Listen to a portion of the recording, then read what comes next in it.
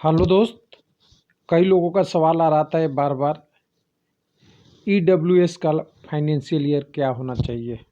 हालांकि कोई कन्फ्यूजन वाला प्रश्न नहीं है, बिल्कुल इजी सा प्रश्न है कि एक नोटिस आएगा आपका डॉक्यूमेंट वेरिफिकेशन के समय। लेकिन फिर भी लोग कह रहे हैं ग्रुप डी में अलग था, एनटीपीसी का फाइनेंशियल ईयर अलग था, 17-18, 19-18, 18-19, 19-20, 21-22 या 22-23 क्या रहेगा फाइनेंशियल ईयर। तो देखिए, सबसे पहली चीज़ है आपको समझना पड़ेगा ईडब्ल्यूएस है क्या। ईडब्ल्यूएस आपकी एक ऐसा रिजर्वेशन है जो आपकी इनकम पे मिलती है। फुल फॉर्म ईडब्ल्यूएस का इकोनॉमिकल वीकर सेक्शन, यानी आर्थिक रूप से कमज़ोर वर्ग। और इसका मेन मकसद है इनकम। और मैं सीधी बात कहूँ, आरटीआई रिप्लाई बात में जाने से पहले मैं सबसे पहले सीधी बात आपके पास पूछूं मैं कि आपका इनकम कैसे गिना जाता है। जब नोटिफिकेशन आती है उससे या अभी के प्रेजेंट से। तो कुछ लोगों का सवाल दो तरह के मिलेगा। एक लोग कहेंगे कि नोटिफिकेशन में ईडब्ल्यूएस थे, अभी हमारा इनकम बढ़ गया तो हम ईडब्ल्यूएस से यूआर में आए। ठीक है। कुछ लोग ये भी हो सकते हैं यूआर से ईडब्ल्यूएस में भी आए, लेकिन ऐसे लोगों की संख्या यूआर ये संख्या बहुत कम होता है। इनकम कम होने की चांसेस बहुत कम होती है। तो हम क्या करते हैं, हम सीधी भाषा में बोल देते हैं कि ऐसा पॉसिबल नहीं, मतलब इस ऐसी कंडीशन की बात ही नहीं होगी। तो आपको पता है कि जब ऐसी कंडीशन यूआर से ईडब्ल्यूएस नहीं आ सकता तो ईडब्ल्यूएस से यूआर में जाएगा। क्यों? क्योंकि अगर महंगाई दर बोले तो 5% तो बढ़ोतरी होता ही होता है सैलरी में या आपकी बहुत सारी चीज़ें में। अगर कहीं से इनकम है तो हो सकता है जो बाउंड्री रेखा पे हैं वो ईडब्ल्यूएस से यूआर में चले जाएं। तो नोटिफिकेशन जब आई थी तब था साल 2019 और 18-19 का आपको मांगा गया था ईडब्ल्यूएस। तो क्या 18 से 19-20 मतलब 18-19 एक फाइनेंशियल ईयर, 19-20 दो फाइनेंशियल ईयर, 20-21 तीन फाइनेंशियल ईयर और 21-22 चौथा फाइनेंशियल ईयर। 4 ईयर में किसी का इनकम बदलेगा या नहीं बदलेगा? तो आप कहिएगा कि बदल जाएगा, तो हम भी मान लेते हैं बदल जाएगा। और बदल जाएगा तो आपने बोला ही था, हमने जैसे क्वेश्चन डाला आपको लिए ईडब्ल्यूएस से यूआर में आ जाएंगे, तो क्या जो कैंडिडेट यूआर में आ जाएगा उसे ईडब्ल्यूएस का बेनिफिट मिलेगा ज्वाइनिंग के टाइम? तो आप कहिएगा तो नहीं मिलेगा। तो नहीं मिलेगा तो सॉल्यूशन आपके पास है। फाइनेंशियल ईयर किसकी होनी चाहिए? तो करेंट ईयर की होनी चाहिए। तो चलिए, कुछ लोगों का सवाल था रिप्रेजेंटेशन इसके लिए डालना पड़ेगा क्या? तो देखिए, डाल सकते हैं, कोई इशू नहीं है, लेकिन इसका कोई लॉजिक नहीं है। तो चलिए, आरटीआई रिप्लाई में कई लोगों का अलग अलग क्वेश्चन आए थे, सर को लेते हैं।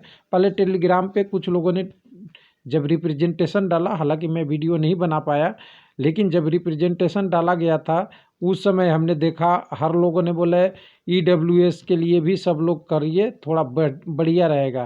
तो मैंने ईडब्ल्यूएस यहाँ पे सर्च किया तो मेरे टेलीग्राम चैनल पे 52 ईडब्ल्यूएस के कमेंट थे। मैं एक बार ऐसे कर दूं, लैंड इसको थोड़ा सा सीधा कर दूंगा तो मैंने ईडब्ल्यूएस देखिए 55 कमेंट थे, वो भी 3-4 दिनों में केवल।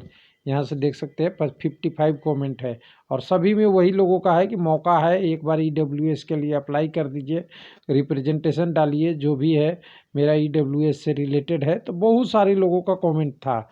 अब इसका ऑफिशियल जब रिप्लाई आ गया है तो उसको ऑफिशियल नहीं आरटीआई कह सकते हैं। आरटीआई सही भी हो सकता है, गलत भी हो सकता है, जो पब्लिक में इंफॉर्मेशन है उसका रिप्रेजेंटेशन हो सकता है। तो ये देखिए 2/2/2022 यानी आज से एक दिन पहले का, जिसमें आपका एप्लीकेशन लिखा हुआ है। एप्लीकेशन में आपकी सारी चीज़ें है, यहाँ पे प्रोसेस है। बाकी सारी चीज़ें की हम बात नहीं करेंगे, हम डायरेक्ट यहाँ पे एक पॉइंट खाली पढ़ेंगे।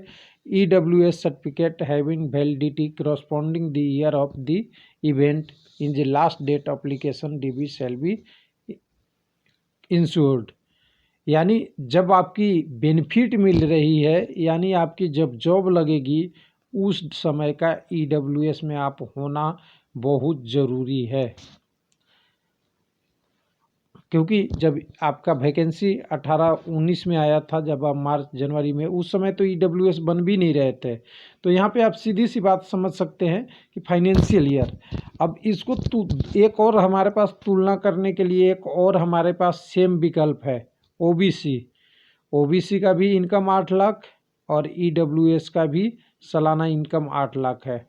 एक चीज़ बताइए, ओबीसी आप पहले थे, आपके पास ओबीसी ओल्ड बना होगा, आपने फॉर्म भर दिया तो क्या आपसे न्यू नहीं मांगा जाता है? डॉक्यूमेंट वेरिफिकेशन में आपसे न्यू मांगा जाता है। तो ओबीसी में जब न्यू डॉक्यूमेंट वेरिफिकेशन में चाहिए ओबीसी सर्टिफिकेट, तो EWS का ओल्ड क्यों चाहिए 2019 का? हाँ, एक चीज़ मैं और क्लियर करना चाहूँगा, आरआरबी आपको रेफरेंस के लिए देख सकता है कि जब आपने डीबी भरा था, डॉक्यूमेंट वेरिफिकेशन भरा था, यानी डीबी की बात तो करेंट अफेयर का हो गया, नोटिफिकेशन जब आपने आया उसके बाद आपने फॉर्म भरा, उस समय का आपका EWS कहाँ है, उस समय आप आरक्षण के बेनिफिट लेने लायक थे या नहीं थे। एक कंडीशन है, हालांकि कोई ये ज़रूरी नहीं है कि इसको मांगे ही, जब आप प्रेजेंट में रहेंगे उस समय आपको मान लिया जाएगा, लेकिन अगर ज़रूरत पड़ी तो ओल्ड वाला रखे तो अच्छा है।